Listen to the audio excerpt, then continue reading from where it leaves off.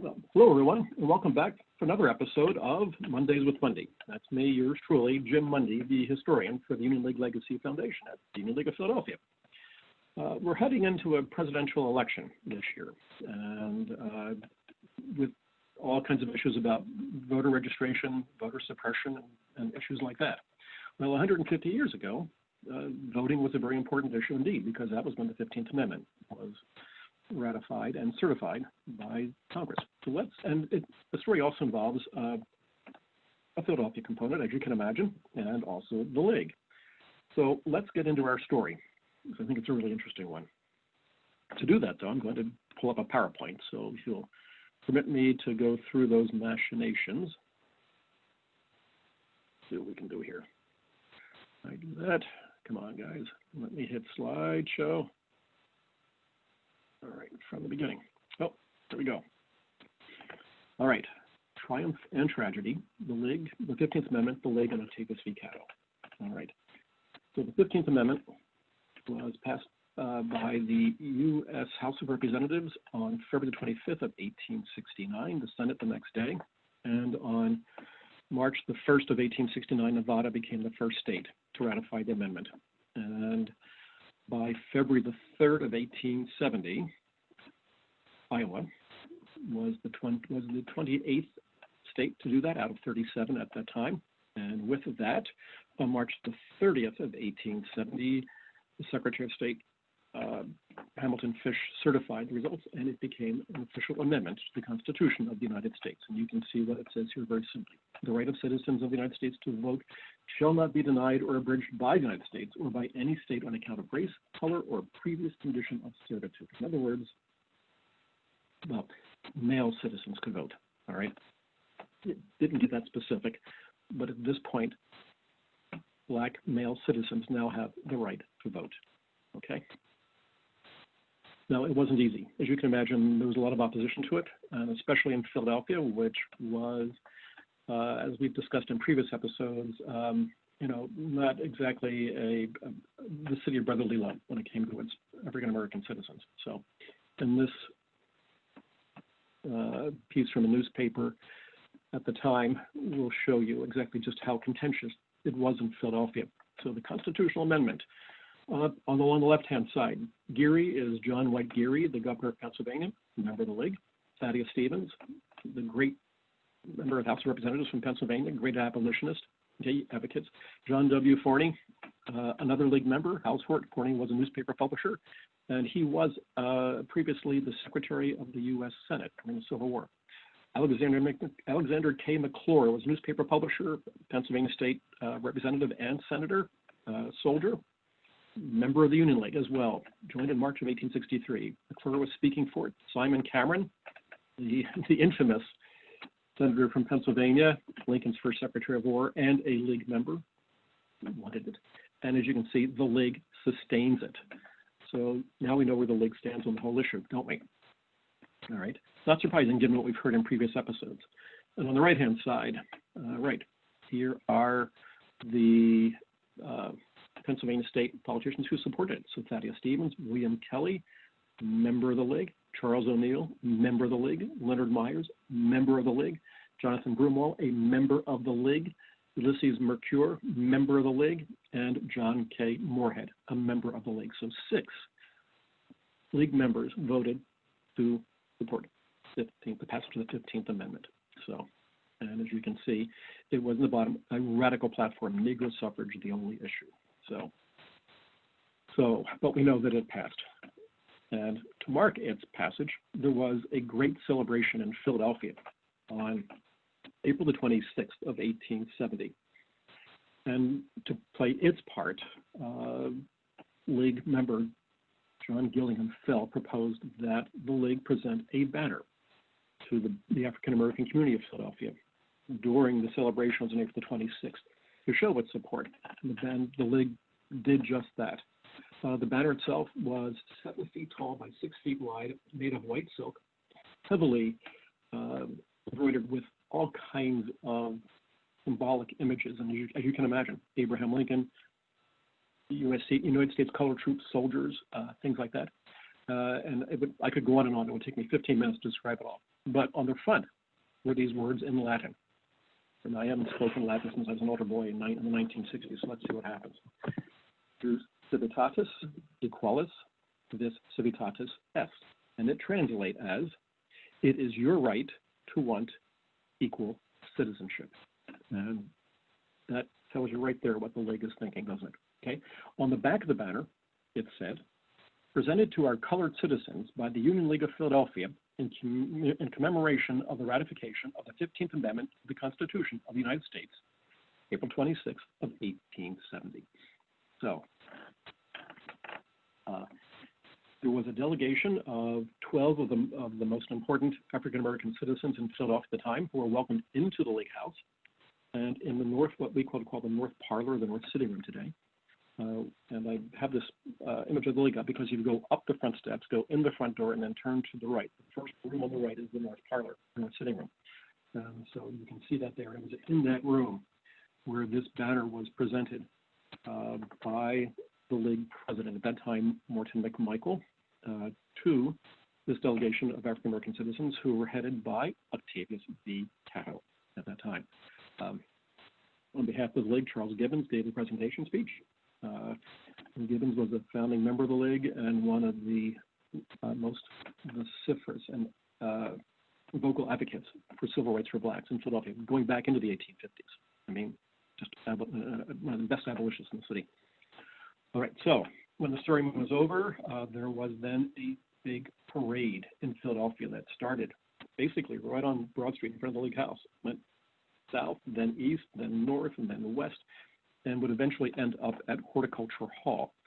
And again, I mean, you just put yourselves in there and pretend you're an African-American citizen in Philadelphia in the 1860s, 1870s. Now you have the right to vote. You want to celebrate, and that's exactly what happened.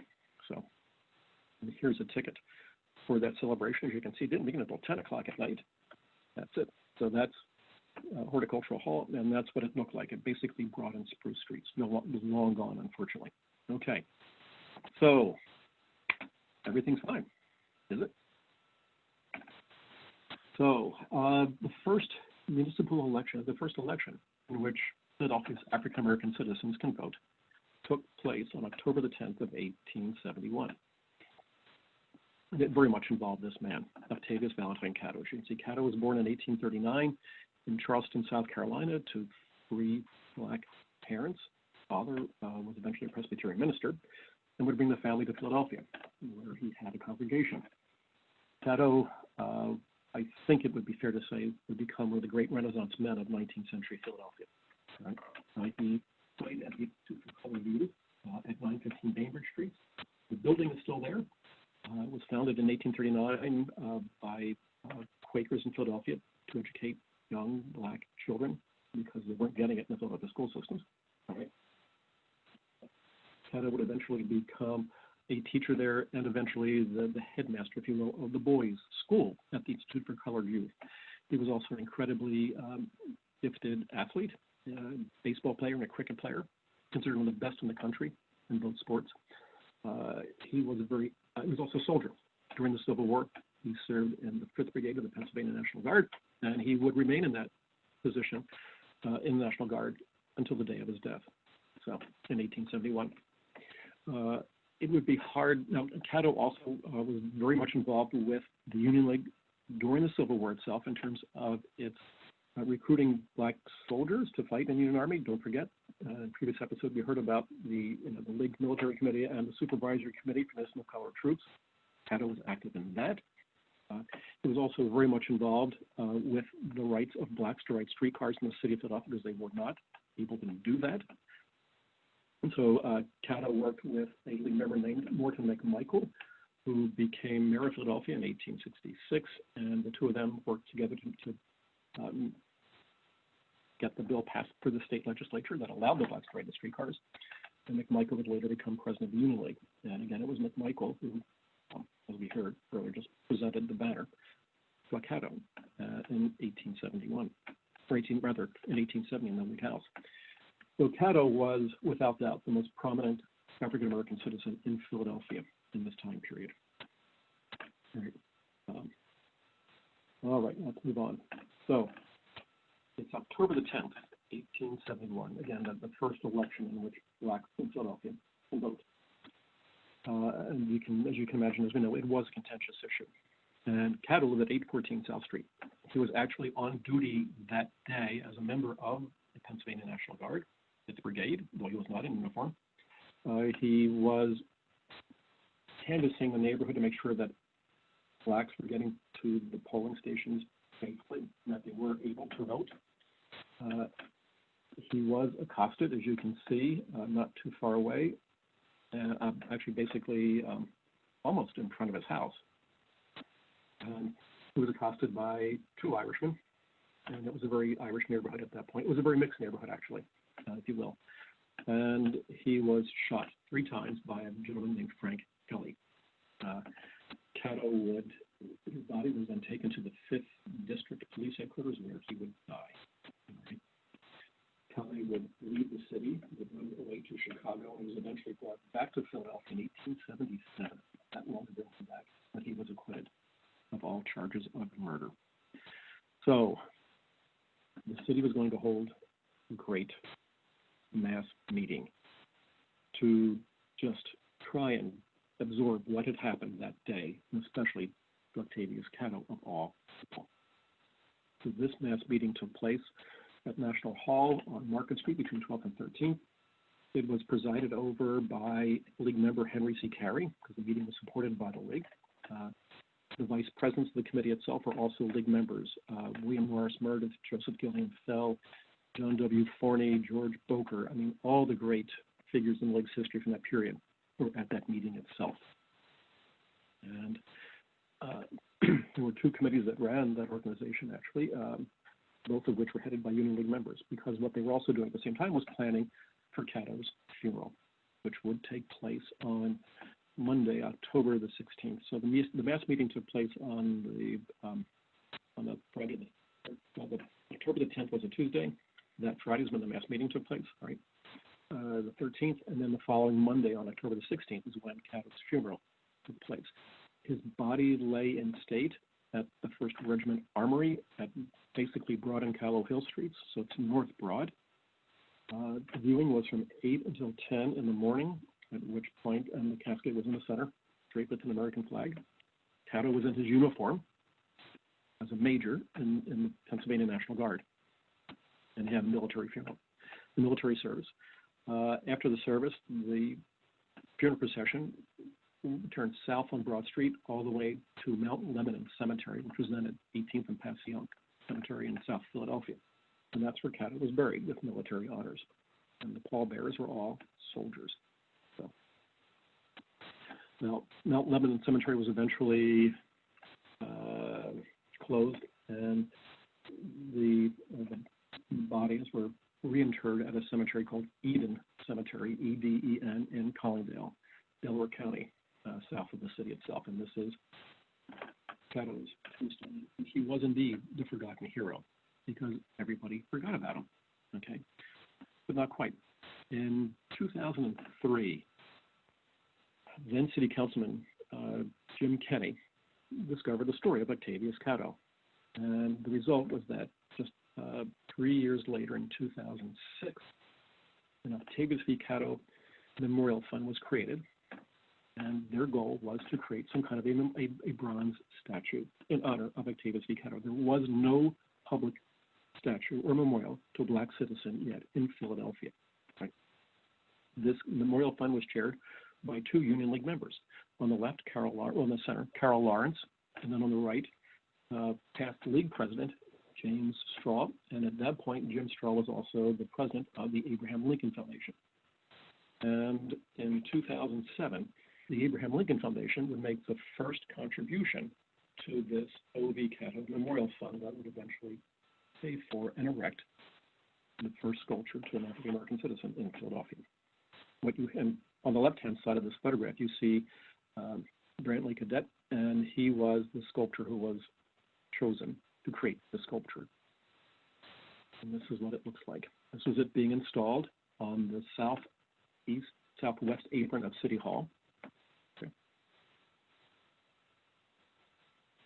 And this is what it looked like on the day that it was dedicated, September 26th of 2017. So it was the first and to this point the only public memorial to a Black citizen in Philadelphia. And it goes to show how history repeats itself. So much the way that the Union League was involved, very much involved in the African American community in Philadelphia and supporting it in the 19th century.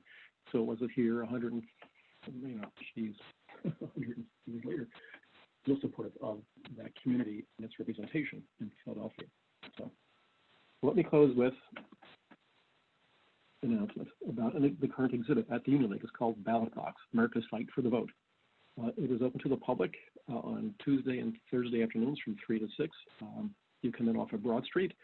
Only 5 people at a time must wear face masks because we are, as you can imagine, complying with all of the COVID protocols that we have right now. So I would encourage anybody to come in and see it.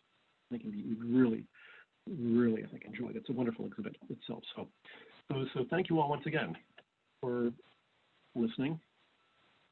I hope not too painfully. For another episode of Mondays with Mundy. So there's some interesting histories in there still to learn about the League and Philadelphia. So thank you for joining us.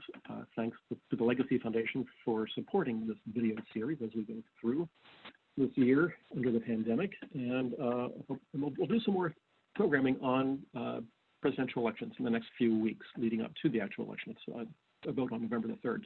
But hopefully some fun stuff in between.